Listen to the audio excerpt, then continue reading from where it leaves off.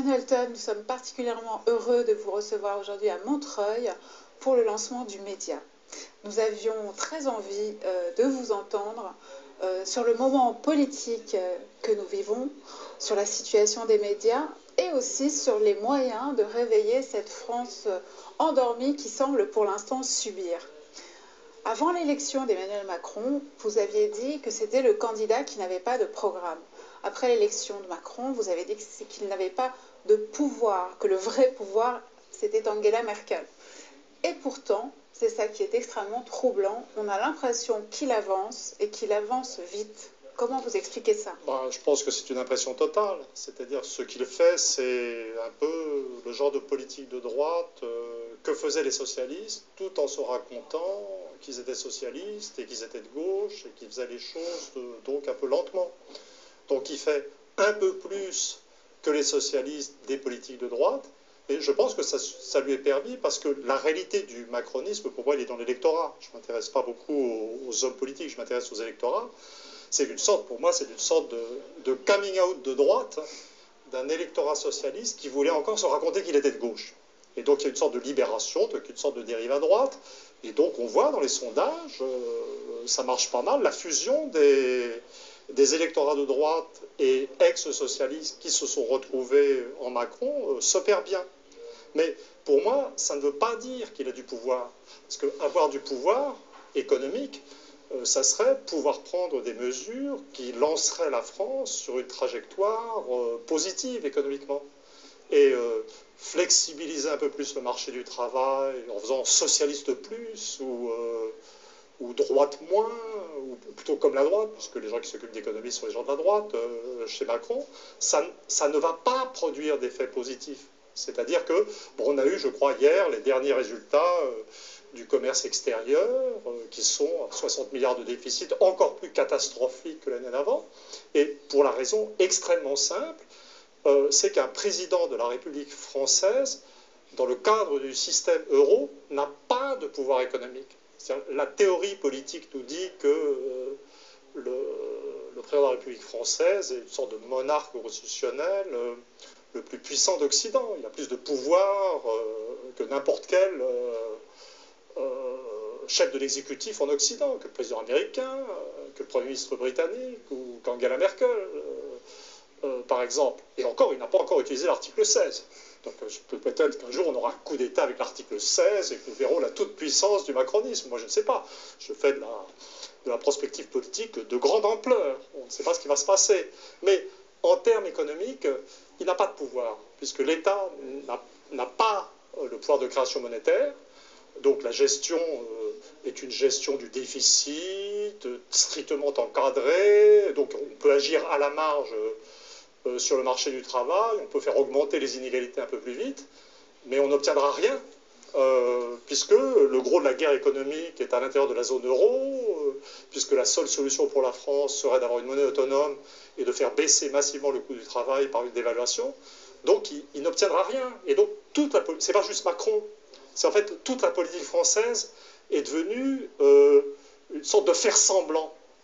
Je vois bien que les journalistes font comme s'il y avait une vie politique en France, comme si la France était une nation, comme si la France était une démocratie. Mais une sorte de refus de voir intellectuel, ou peut-être de déficit intellectuel, et peut-être un déficit intellectuel qui atteint Macron lui-même, c'est qu'ils ne veulent pas comprendre, ce que tous les Allemands savent, puisque les Allemands ont de grands théoriciens de la monnaie, comme Knapp, qu'un pays qui n'a plus sa monnaie ne peut pas être une nation ou une démocratie. Donc on fait semblant. Moi, honnêtement, j'ai de plus en plus de mal à m'intéresser à ce qui se passe, parce que on se raconte qu'on est une nation démocratique. On se raconte qu'on a une vie politique qui a un sens. Et les journalistes, ou la plupart des journalistes, et la plupart des hommes politiques ne veulent pas, ou ne peuvent pas, admettre devant les citoyens que nos élections, je donne tout le temps l'exemple des élections danoises de 1943. Vous savez qu'il y a eu des élections au Danemark en 1943, donc la Wehrmacht était dans le pays, mais les Danois ont eu le droit de vote. Et d'ailleurs, les sociodémocrates l'ont emporté avec 44% des voix. Mais on a voté, on a eu des gens. Évidemment, le gouvernement danois n'avait aucun pouvoir. Et les gens ne se rendent pas compte que sur un mode soft, apaisé si on peut dire, les élections qu'on a en France actuellement sont des élections où les gens peuvent voter, mais voter, ça n'est pas la démocratie. La démocratie, c'est voter avec un gouvernement qui a la capacité d'agir et qui réagit aux injonctions des citoyens. Bonjour à tous. Comme vient de nous le dire Monsieur Emmanuel Todd, dans ce bref extrait, les élections ne servent plus à grand-chose. Les journalistes font croire à l'opinion qu'il existerait toujours une vie politique qui agirait pour le bien du peuple qui les aurait élus. Alors qu'en réalité, tous ces hommes politiques sont devenus des pantins, voire des marionnettes au service de puissants cartels de la finance, nationale et internationale. Nos gouvernements, une fois élus, se contentent de légiférer quelques mesurettes pour ne pas trop fâcher l'opinion qui les avait élus. Mais en règle générale, tous ces gouvernements élus démocratiquement par leur propre peuple obéissent et légifèrent en fonction des injonctions économiques que leur impose le Parlement européen de Bruxelles. Et cette politique économique ultralibérale qui se développe à Bruxelles répond en fait au désir des différentes oligarchies régnantes européennes qui souhaitent obtenir encore plus de souplesse dans le domaine économique afin de mieux faire fructifier leurs richesses. Et à cette question, les États sont-ils en guerre contre les marchés économiques? Emmanuel Todd répondra en disant ceci. Ne soyons pas dupes de ces concepts mystificateurs. Bruxelles, les marchés, les banques, les agences de notation américaines, ces faux nez camouflent la prise du pouvoir politique à l'échelle mondiale par les plus riches. Sous couvert de protéger l'argent des petits épargnants, les marchés, ce sont tout simplement les plus riches jouant avec les États. Les riches ne se battent pas contre les États, ils se battent pour les contrôler encore mieux. Les oligarchies en Europe, tout comme aux États-Unis, vous me direz, sont devenues tellement puissantes économiquement parlant qu'elles ont fini aujourd'hui par reprendre progressivement le contrôle politique et économique de nos nations. Et les oligarchies européennes, elles, exploiteraient carrément le Parlement européen pour accélérer une politique de privatisation de la société, du moins des différentes sociétés, qu'elles n'auraient pas pu réaliser à un niveau national. Donc le Parlement européen, c'est un peu le prétexte qui permet à toutes ces oligarchies d'ouvrir le marché au privé et d'accélérer la privatisation des différentes institutions nationales, surtout des institutions des différents États européens. Il y a un demi-siècle, Karl Marx écrivait déjà dans un livre, Le Capital, la libre concurrence apparaissait à l'immense majorité des économistes comme une loi de la nature. Karl Marx démontrait par une minutieuse recherche de l'histoire du capitalisme que la libre concurrence engendrait en fait la concentration de la production, laquelle, arrivée à un certain degré de développement, conduisait au monopole. De nos jours, ce monopole est devenu un fait, indéniable. Cette concentration des richesses entre les mains d'une minorité régnante a fini par imposer un véritable diktat économique à toutes les nations industrialisées. C'est vraiment, actuellement, on vit vraiment au milieu de véritables dictatures économiques qui nous impose un système capitaliste qui ne permet d'enrichir qu'une minorité et qui appauvrit la majorité des peuples. En 1787, Jefferson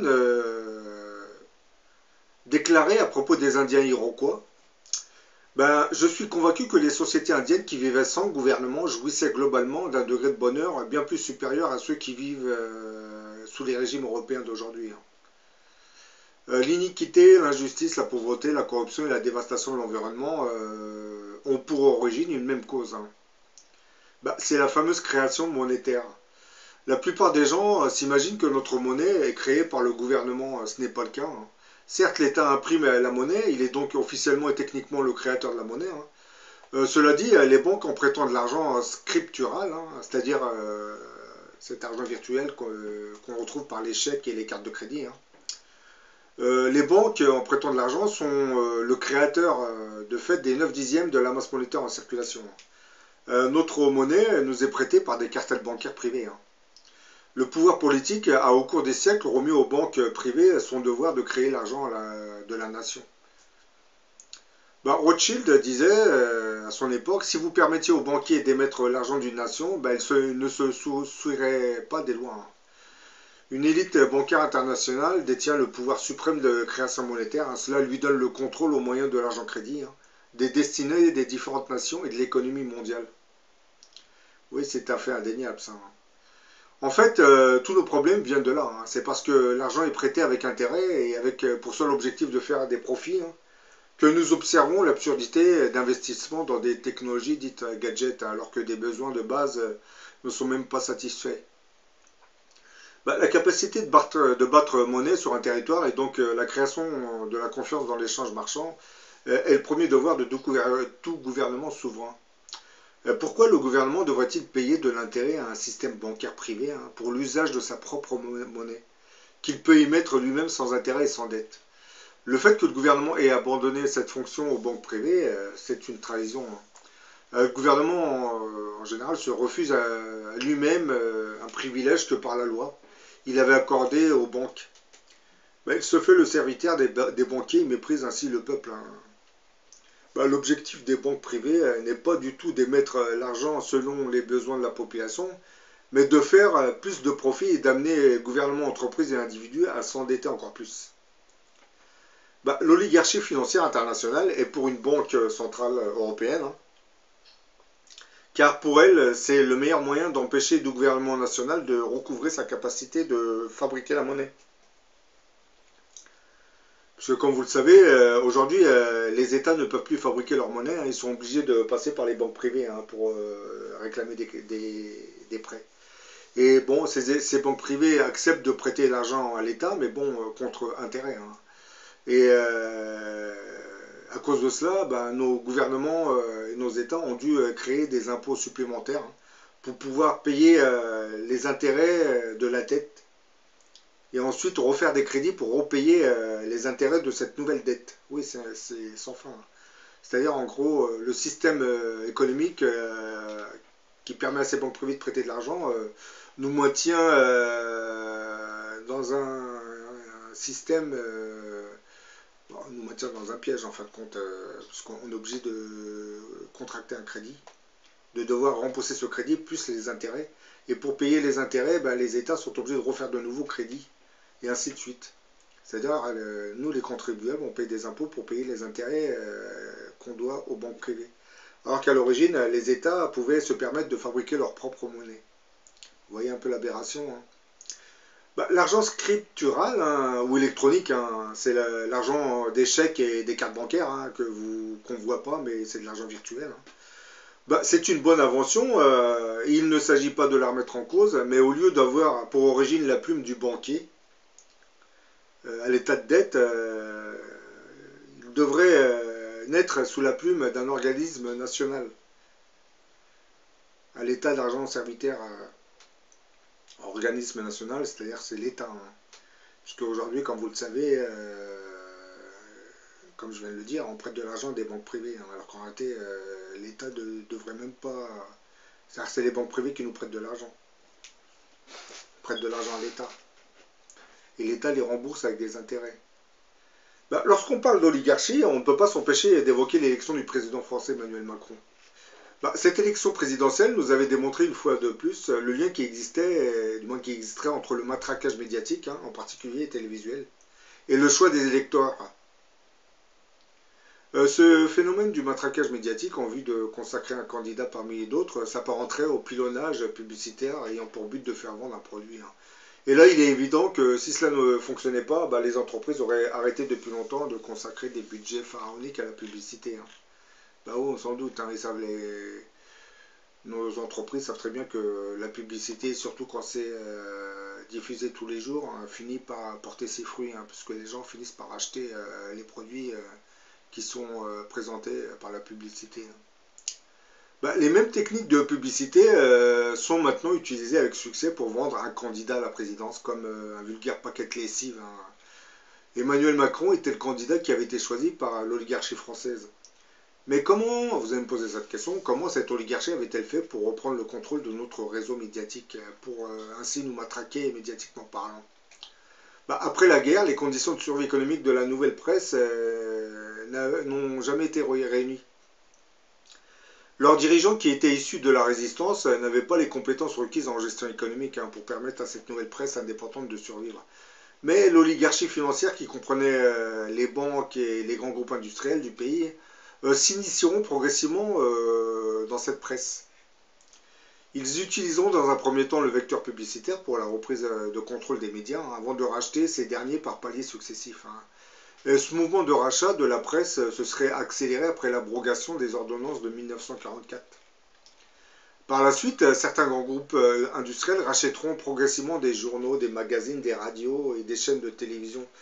En France, suite à tout cela, on en est arrivé à un stade où seuls 10 milliardaires détiennent le monopole économique de 90% de notre réseau médiatique.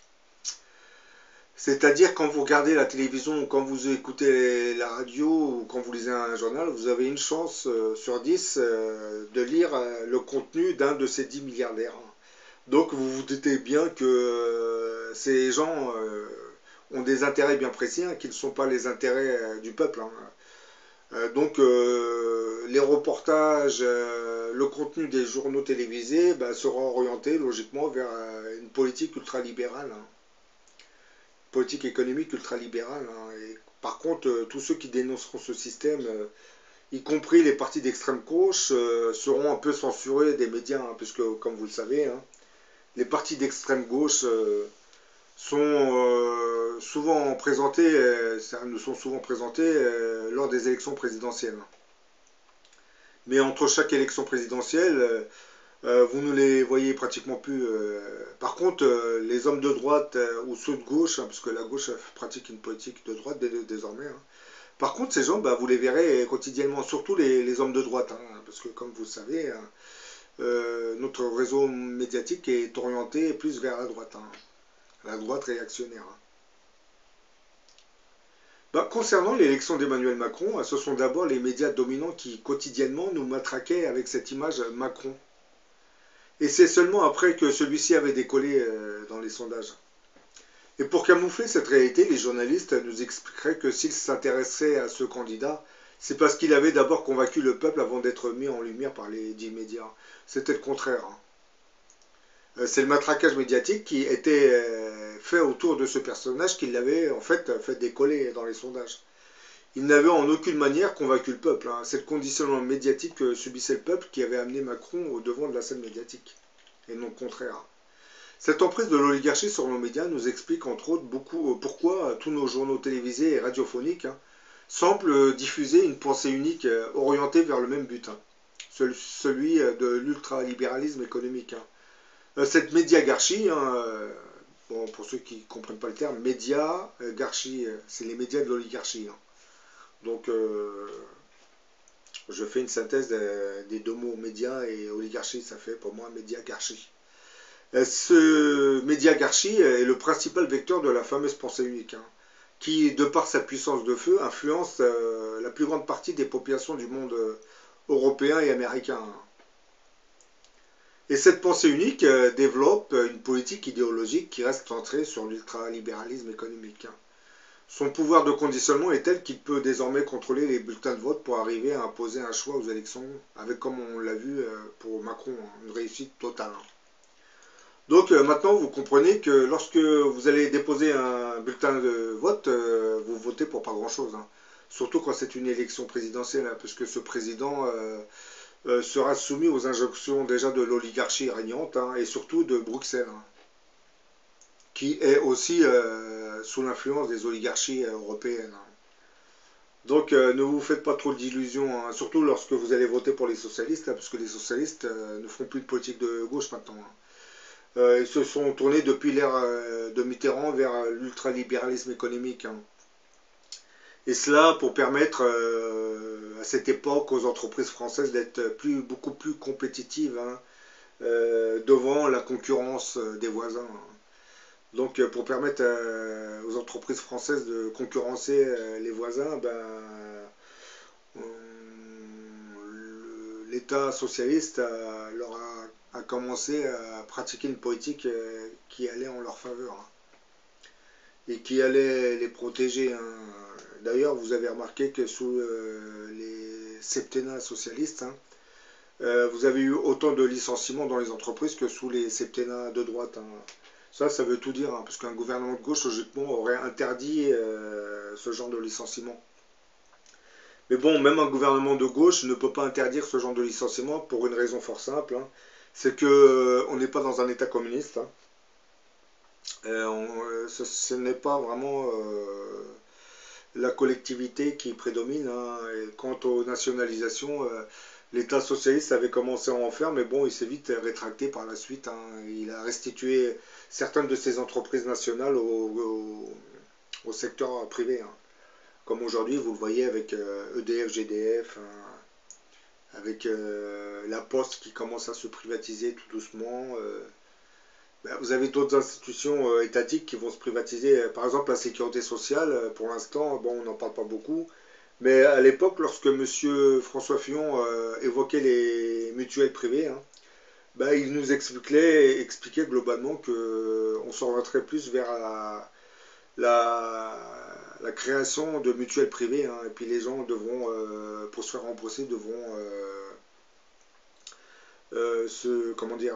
avoir une mutuelle privée.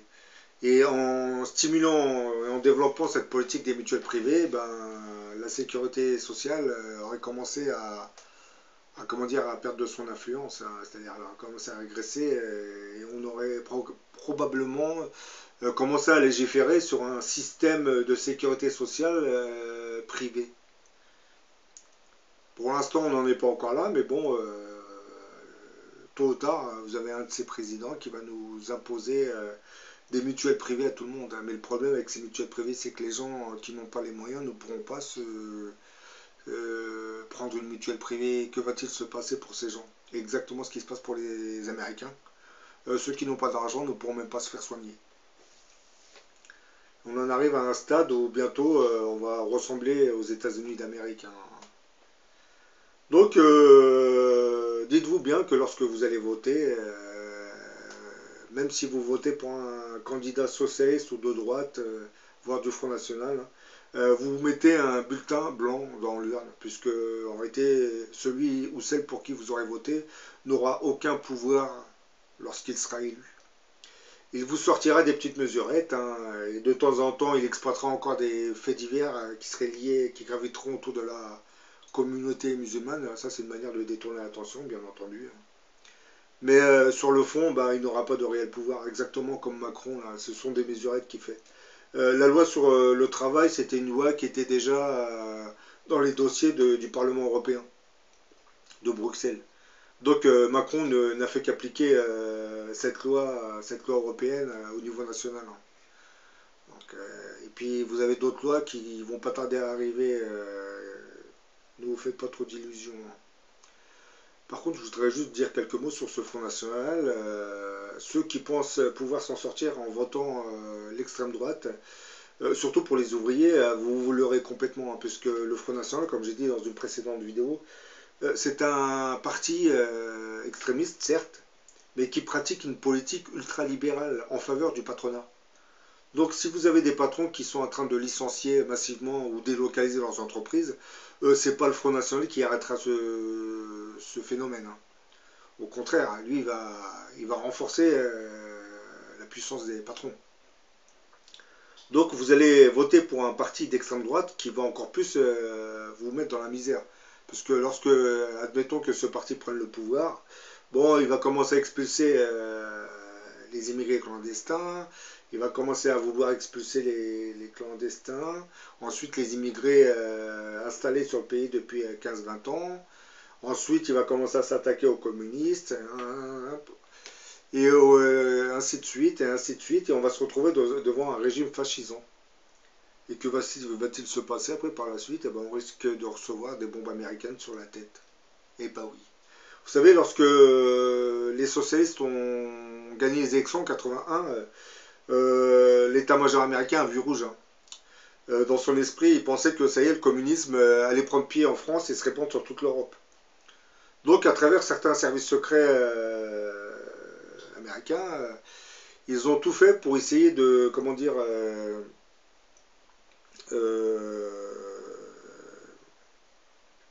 saboter l'économie intérieure. Ça, vous ne le saurez jamais de toute façon.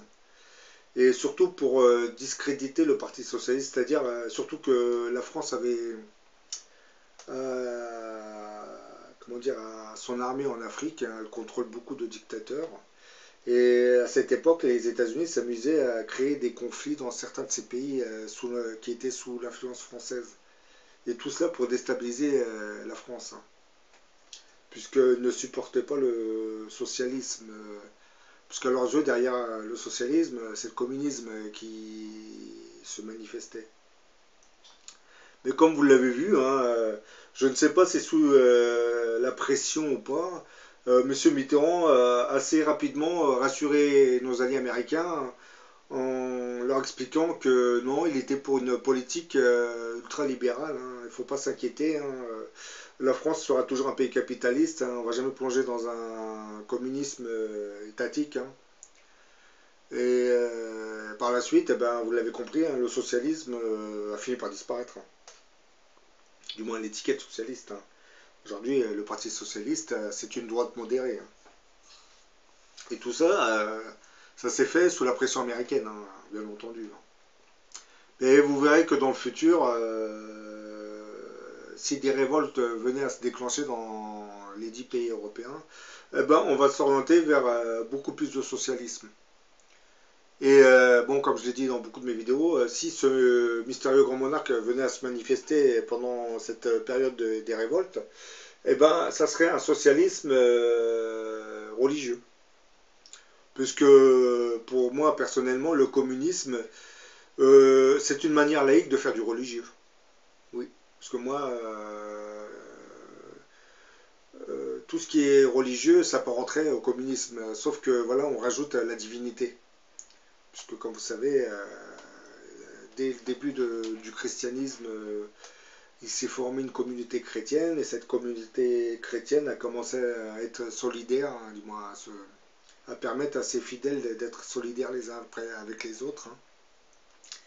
Et progressivement, ils ont commencé à créer des communautés chrétiennes. Hein. C'est un peu du communisme, mais sauf qu'à cette époque, c'était religieux. Alors que le communisme laïque, lui, il est athée. Mais c'est exactement le même fond. L'existence du communisme, Karl Marx a fondé ce système idéologique pour affronter l'injustice générée par le capitalisme. Comme vous le savez, le capitalisme, c'est la propriété privée. Hein. On permet à l'individu de s'octroyer des propriétés privées. Lorsque vous rentrez dans une entreprise et que vous travaillez, ce que vous gagnez ne correspond pas à ce que vous faites gagner à votre patron. Et encore, vous faites gagner des sommes incroyables à votre patron, alors que vous avez des salaires misérables. Ces salaires continueront de stagner, hein, puisque le patron nous expliquera qu'on est dans une période de crise aujourd'hui. Hein, il y a beaucoup de chômage, hein, on a la concurrence des pays voisins. Donc on ne peut pas se permettre d'augmenter les salaires, sinon on ne va plus pouvoir vendre nos produits. L'entreprise va s'affaiblir et le patron sera obligé de licencier beaucoup plus de monde.